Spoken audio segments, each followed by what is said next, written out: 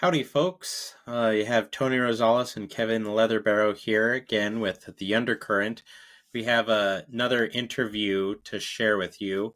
And this interview actually covers a story of Sean Stevenson and Johnny Lee Perry in 2020 in Missoula. So, not here in Cascade County or Great Falls, but in Missoula, Montana, which, I think is a good example that some of these issues that we've been talking about and trying to share more broadly are shared across our state of Montana.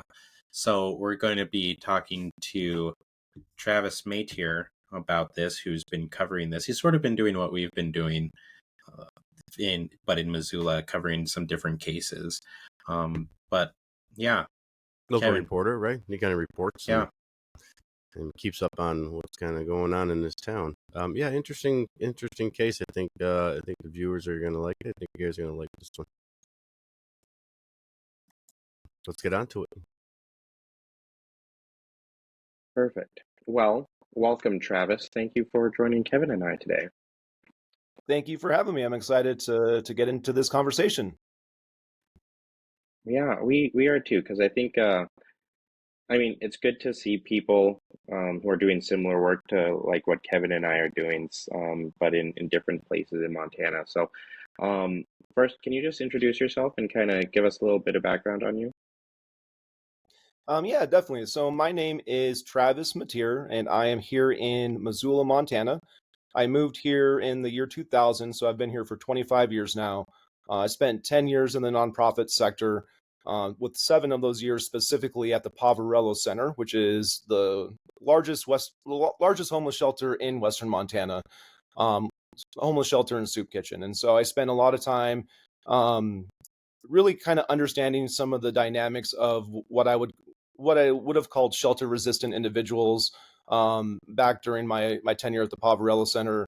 But really, the homeless population is a very complex population with a lot of different subgroups, and so Sean Stevenson and Johnny Lee Perry are 2 individuals I'm looking forward to talking about today. They're both dead. And my involvement in trying to understand how that happened and the role specifically of the Missoula County Sheriff's Office is something that really 5 years in, I'm still trying to understand and having a Yeah. challenge. Well, and I think that's something that we've kind of been learning too, Kevin and I, as we've been getting involved first with the Mike Hansen case, but all these other ones. It's things take time. You definitely have to learn patience with all of this, especially just to be able to get more and more information out.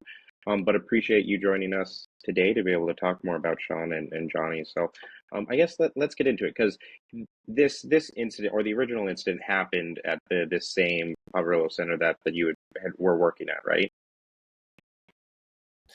Yeah, correct. And I actually printed out some of the early articles I did back in 2020 at the start of the year when this incident happened to familiarize myself again and really looking over the material from 5 years ago continues to be kind of a haunting experience when we get into some of the details. I'm sure listeners will be as confounded as I am at how someone can be treated the way both Sean and Johnny were treated by law enforcement. Yeah. Well, let's get into it. So why don't you tell us about what happened with Sean and Johnny, um, uh, and kind of lay the scene, time frame, and just kind of give us those basics, and then we'll dive into it more. Yeah, and to preface this conversation, I want to also say how sympathetic I've been during my time in the nonprofit world with law enforcement and what they have to deal with when it comes to shelter resistant individuals. And so, as critical as I may get in this conversation, I really did a lot of work in my job to get behind the blue line and to try and understand from law enforcement's perspective what was happening. But to kind of set the scene, on January 3rd, 2020, there was some type of altercation in the men's dorm of the Poverello Center, which is on West Broadway here in Missoula, Montana. I had stopped working at the Poverello Center back in 2016, and so I was not an active staff member. I still knew people that worked there, was familiar with many of the clientele still because I had worked at the Missoula Aging Services uh, nonprofit for 3 years after I left the Poverello Center. So I still had a role in a nonprofit that actually was involved in referring homeless people to services as appropriate. And so I took a lot of I paid attention closely when word of an assault inside the Poverello Center happened. So what the official story is that Sean Stevenson and Johnny Lee Perry, two Black men, Sean was 45 years old, Johnny 29 years old, they were involved in a verbal altercation that turned physical, and this is in the men's dorm of the Poverello Center, which is downstairs in the lower part of the facility. And for about 10 minutes, we're in a physical altercation. Allegedly, Johnny Lee Perry, who was admittedly intoxicated and potentially high on drugs at the time, got the better of Sean, who was physically larger than Johnny. Johnny got behind Sean and proceeded to get him into a rear naked chokehold, which is kind of a technical term for putting an arm around a person's neck and choking him out. So Sean was rendered unconscious. It took, from what I recall in conversations with the family, I think around 8 minutes for first responders to get inside the facility, in part because of law enforcement needing to secure the scene. Partly this is because the Poverello Center was operating a wet shelter at the time, meaning they looked at behavior, not sobriety, for administering services, even overnight shelter services. And so there was the ability for clients to be under the influence. Do you mind if we just pause there? Because I'm curious, since you had worked there for a good amount of time, was this something that was common, especially considering that this was a wet dorm? I'm just curious about what that looks like on a regular basis. That's a great question. That's a great question. In part because at the Poverello Center's previous location, which was in downtown Missoula, so the previous location, I believe, was 535 Ryman Street, we did attempt to operate a wet shelter type policy at the old location, and that was a policy based on temperature. So a feels like temperature would trigger our ability in the winter months to allow people to stay under the influence. They could not actively be drinking, so they would have to turn over bottles of alcohol.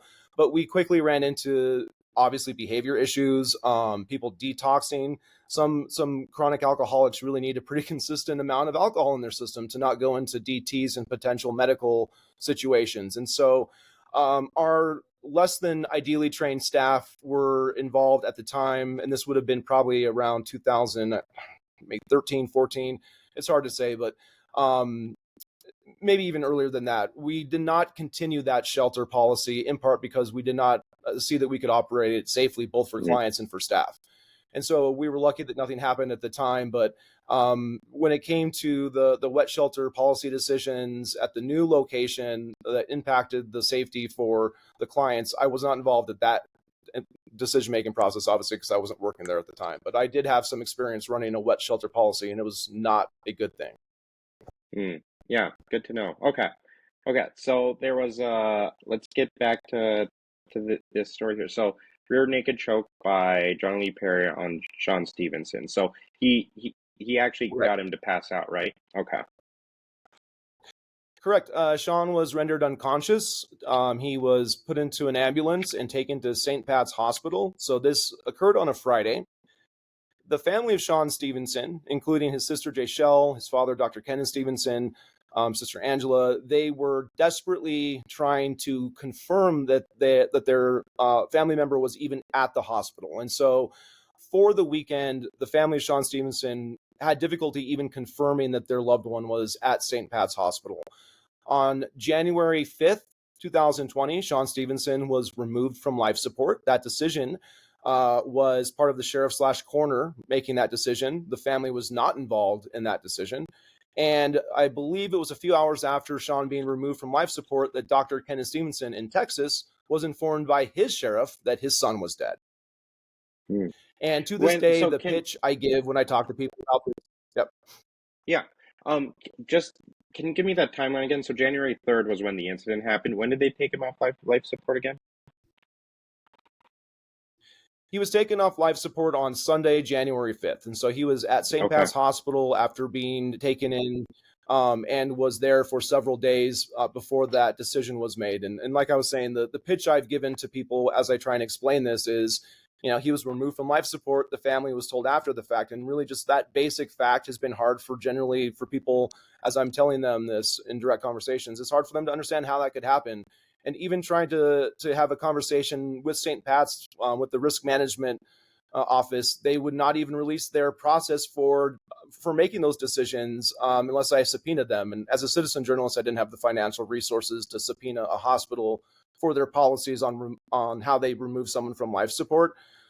Questions have come up: was Sean an organ donor? He was not. But that's the basic setup. Is there was a fight between two people in a homeless shelter. One person was rendered unconscious, taken to the hospital on a coma, life support, and the decision to render him not alive was made without the family's input.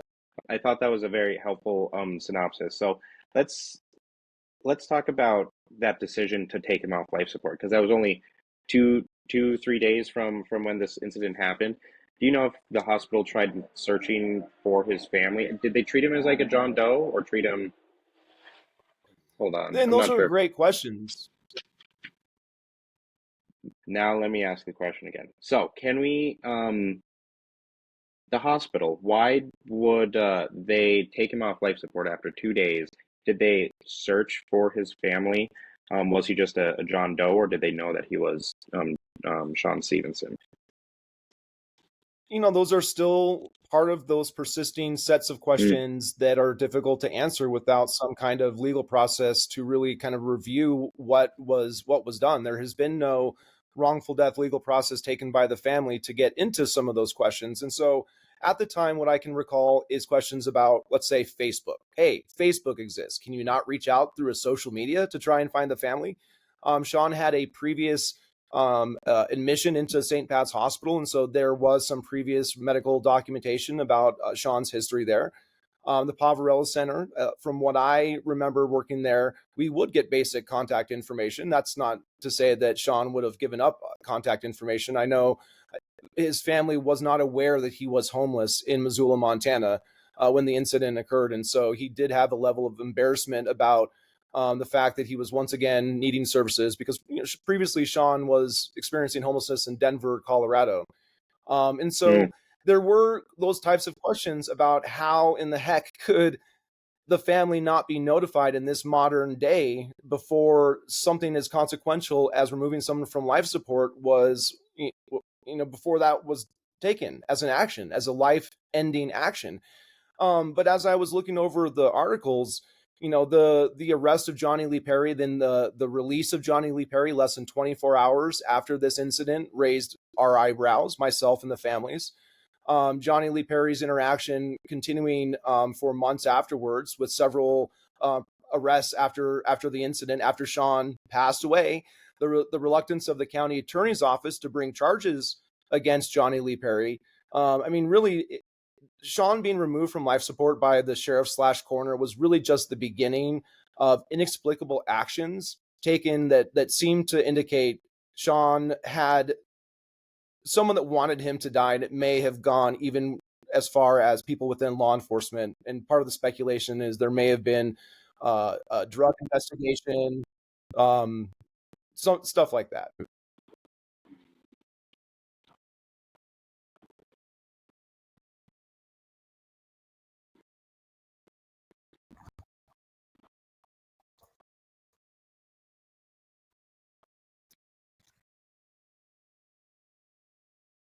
Well, so Johnny Lee Perry was initially arrested for aggravated assault. This would have been January 3rd. So after the fight inside the Poverello Center, Johnny Lee Perry was arrested for aggravated assault, but he was released less than 24 hours later.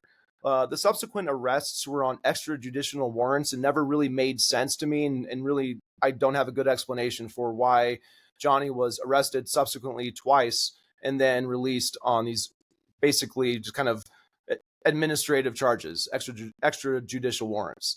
A lot of this case still is really confounding to me and doesn't make a lot of sense.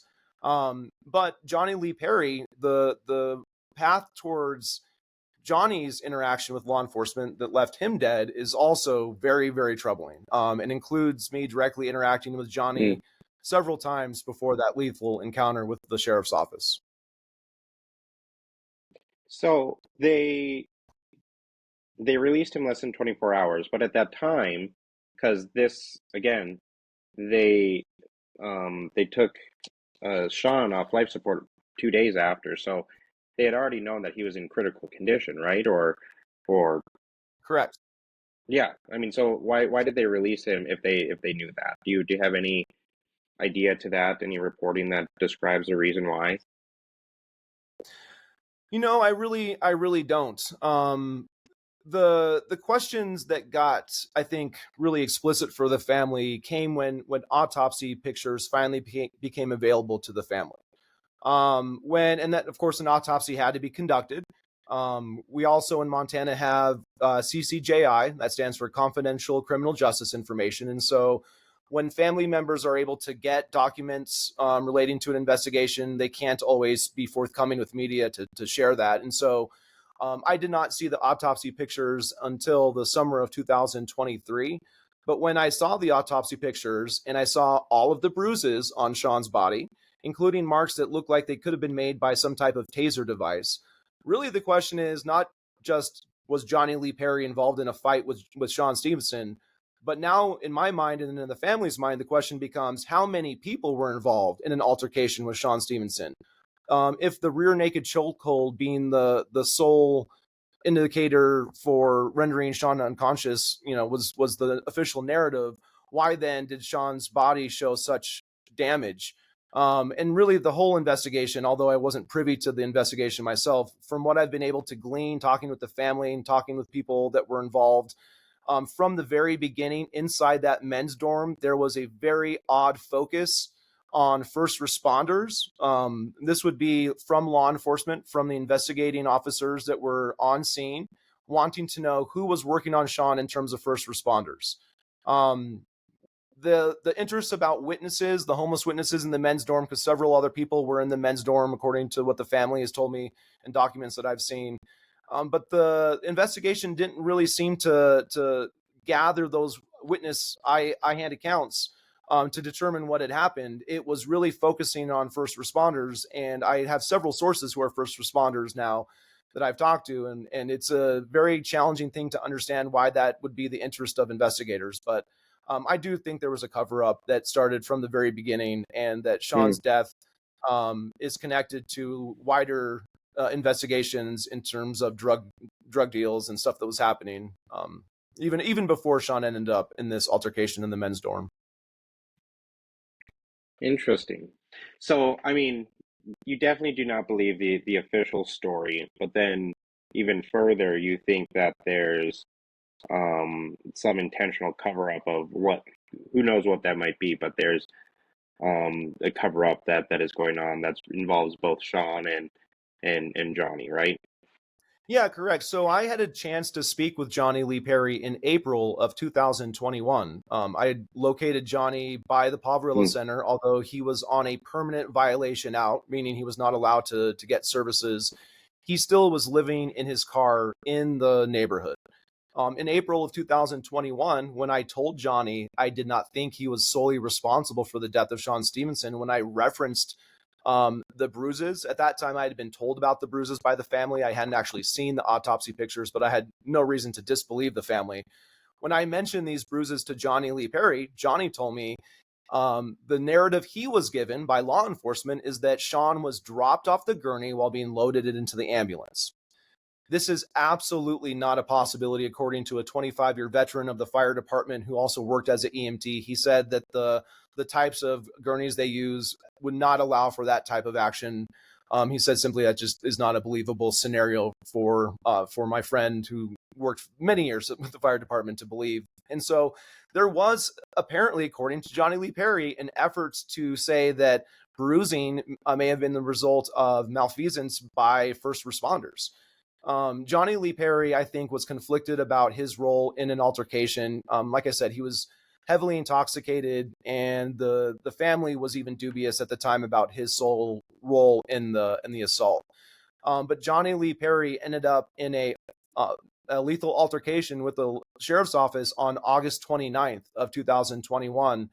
And this was approximately, I think, 14 days after I posted footage of Johnny Lee Perry making threats to law enforcement outside the Poverilla Center. So clearly I was pretty alarmed at that time that my attempt to understand what had happened may have contributed to Johnny Lee Perry's death in 2021. Hmm.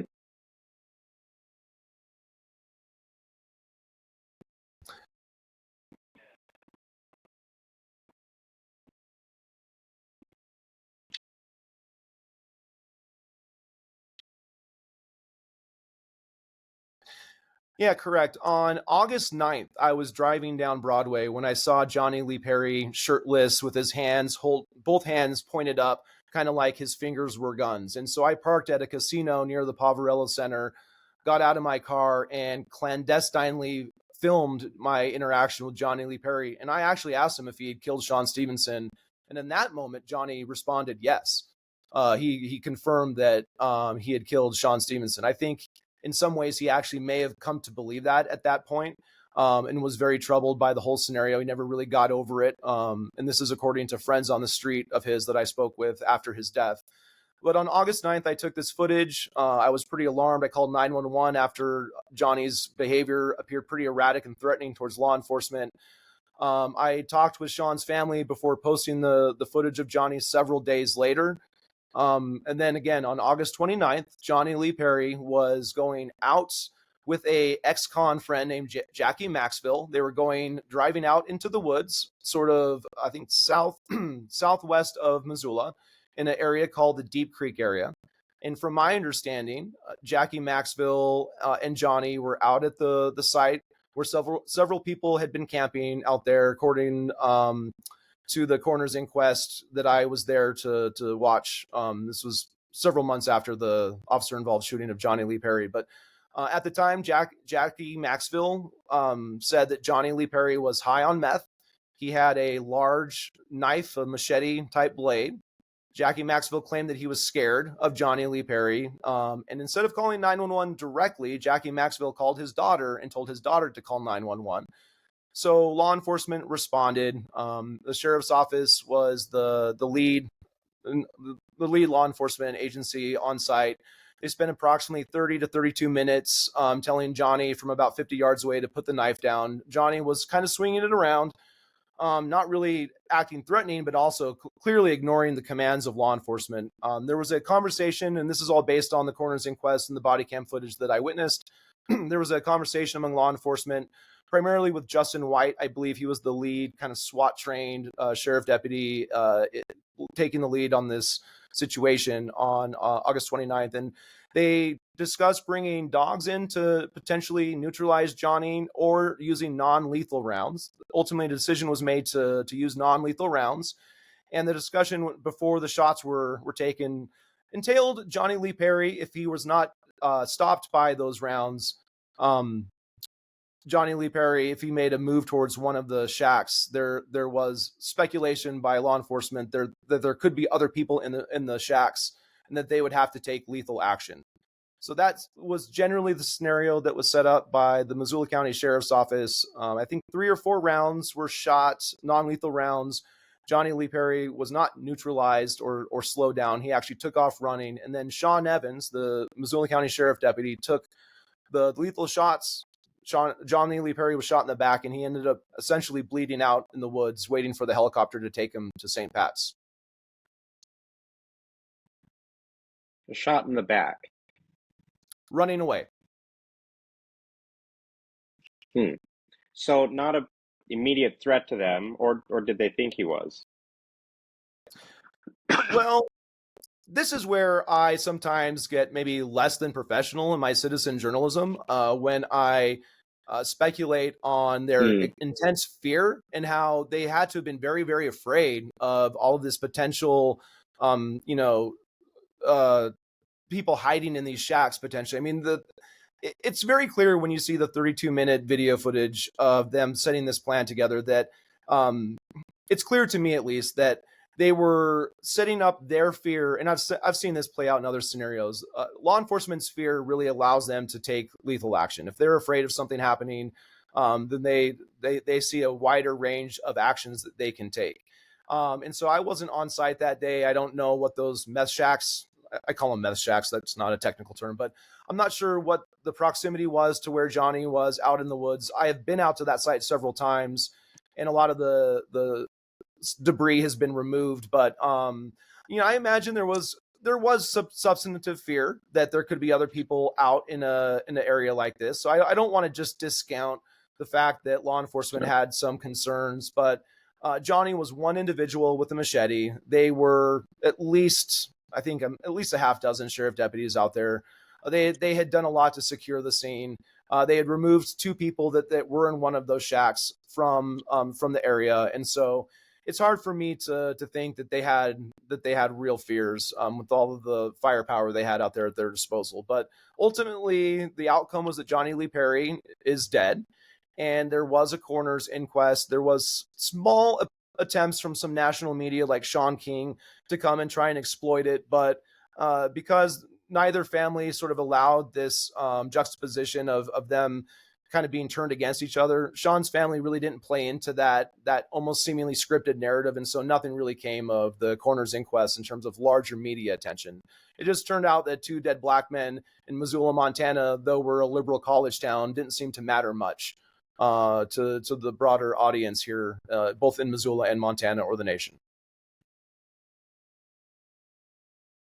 Yeah, can you speak to Sean's family in all of this as well? Because I mean, if I were the family of Sean, I would imagine I'd be pretty upset with whoever put him in the position where he ended up being to be euthanized in a hospital. Yeah, so I mean, Sean's sister Jay Shell has really come to be one of my best friends. I talk with her almost daily and spoke with her earlier today about this upcoming interview. Dr. Kenneth Stevenson is really, I think, one of the more amazing figures I have come across just in terms of his military service, his role as a pastor.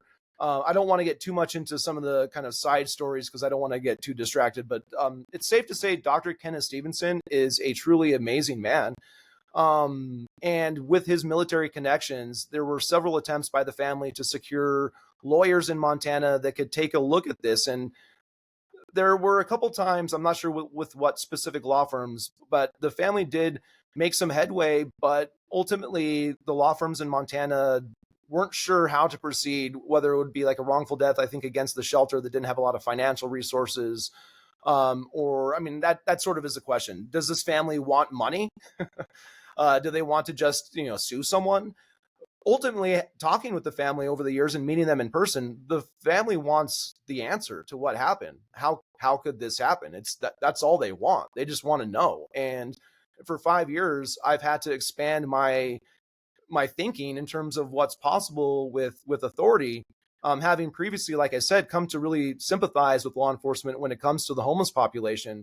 But I have since come to be very suspicious of the Missoula County Sheriff's Office, the role of the sheriff in Montana, even roles of specific detectives who are pretty famous when they show up in John Krakauer books and famous podcasts about Jermaine Charlo. But, things are getting very, very curious. And there are some other cases I may mention if we have some time, but I do have some perspective on the role of the sheriff treating unintended bodies as homicides now.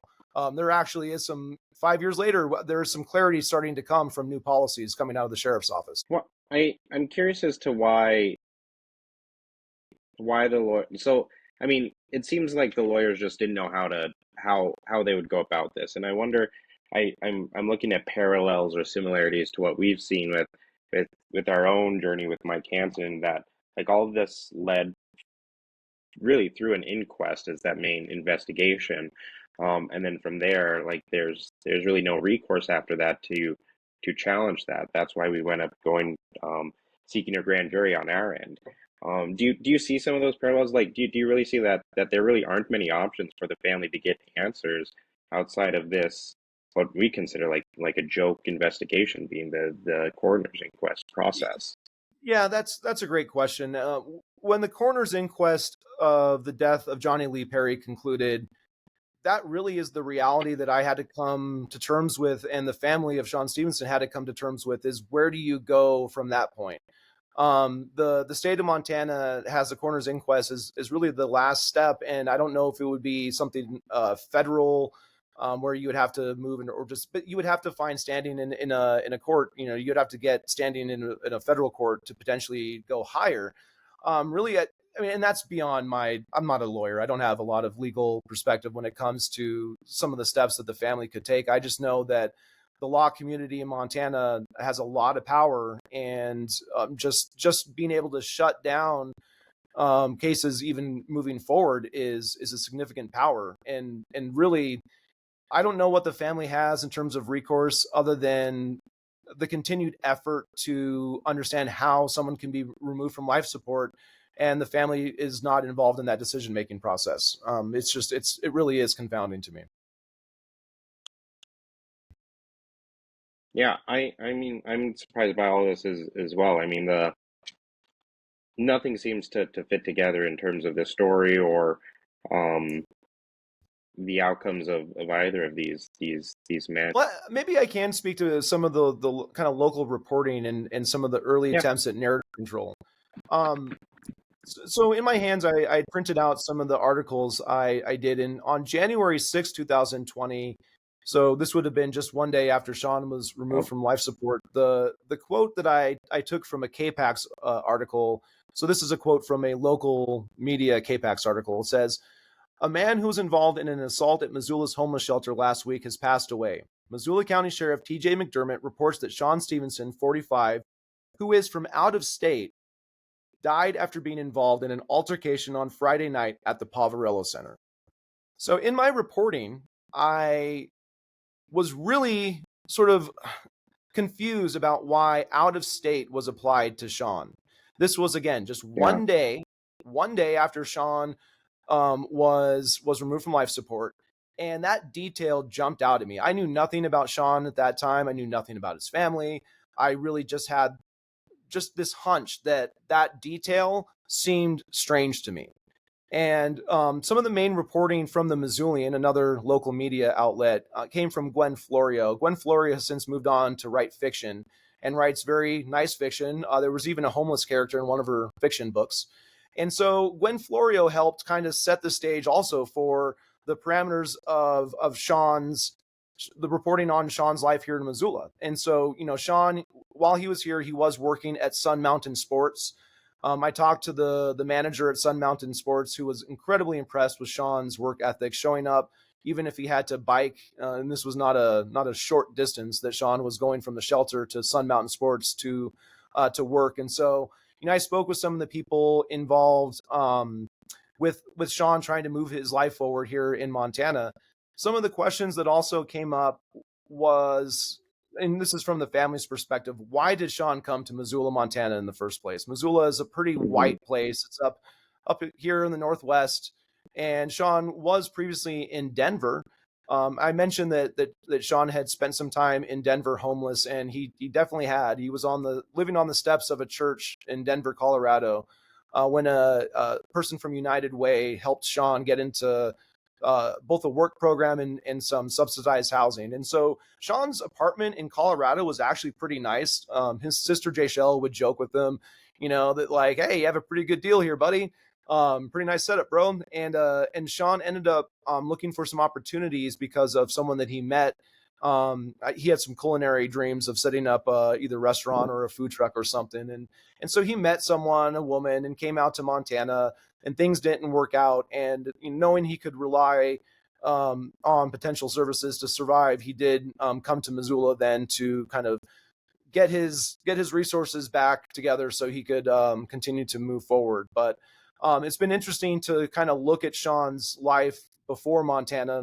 Sean is a very charismatic person from everyone I spoke with, including the fact that he had a Denver Bronco football player friend, a friend that he was involved in a car accident many, many years ago. And so this linebacker, Denver Broncos football player buddy, Sean was out one night, and were having a lot of fun, and there was a car accident. And the result of that accident was that Sean had a traumatic brain injury. My many years working at the shelter, that a TBI is the acronym for traumatic brain injury. A lot of times, brain injury can be one of those factors that makes it hard for someone to move forward. And so, even though Sean was really well put together, both presenting himself, never really looking like a homeless person, one of those sort of short timers in the shelter system, so to speak, He definitely had some of those challenges with the brain injury, with alcohol dependency. Everyone I talked to said that alcohol played a role in Sean's behavior that night, that he was under the influence. And so a lot of those questions just kind of surround the scenarios that people with addiction find themselves in. And now here in 2025, we've had the questions of homelessness really become much more front and center with the new administration. My local citizen journalism doesn't change much depending on national presidents, but I'm certainly looking at what changes in federal funding might force different realities here on the ground. Well, there you have it. There was our conversation with Travis. Kevin, what do you think about it? Wow, it was a lot to digest, and just listening to his articulation of the story and how it went. And I hope that it's not true what's going on with this case, Yeah. but it sounds like it's pretty accurate. And Well, it sounds kind of conspiratorial too, so I think that's where the it sure hoping does. that some of those things aren't true, just because if they are, like, what else is happening in Missoula? Yeah. I really want to learn more about these homeless shelters and how they kind of operate. I think I got a pretty good education, and I think our viewers, Yeah. you guys will get some really good education on how it kind of works between a dry and how did they call it, a wet or A wet, or yeah. a wet facility that allows them to move freely and come in and out. So very interesting case. I hope the viewers like this one. Stay through the whole thing, and it's definitely an eye opener. Yeah. And because it sounds like Travis has a bunch of other cases. Again, he does some similar things that we do here in Cascade County. So I'm sure that we will be chatting with him sometime soon as well. Get some more stories out of him. So catch us again on the next Undercurrent, and we'll see you then.